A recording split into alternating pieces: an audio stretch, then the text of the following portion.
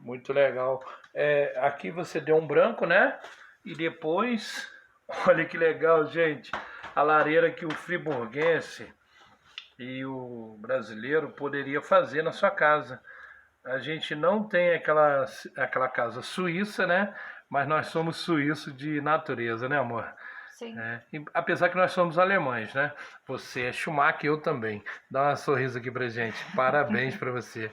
Obrigada. Caraca, velho. Cara, você nasceu pra brilhar, né, meu amor? Pera aí, filho, já vou botar sua música. Meu filho tá reclamando Ele que eu tô adora mostrando esse efeito maravilhoso. A mãe da Luíne é a maior incentivadora. Ela falou assim, amor, quando é que você vai terminar a sua lareira?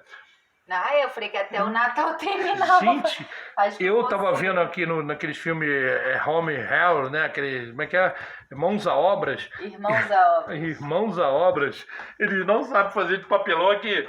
De papelão no Brasil, gente.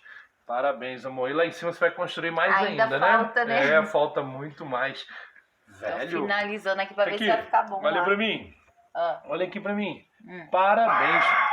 Parabéns. Obrigado. E meu cachorro é assim, quando vem a Pug. Quando ele se sente Mostrar pra vocês a ameaçado, Pug. ele late. O que tá acontecendo aí, Pugzinha?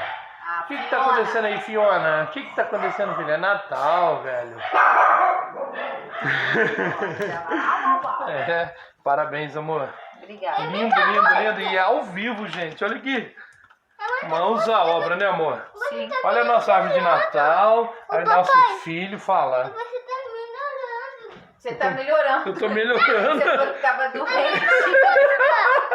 Música, quer botar A música, vamos botar, porque tem direitos autorais, filho. Tá tendo Shakira ali na televisão. Quer ouvir música. Mas, gente, olha que lindo. Parabéns.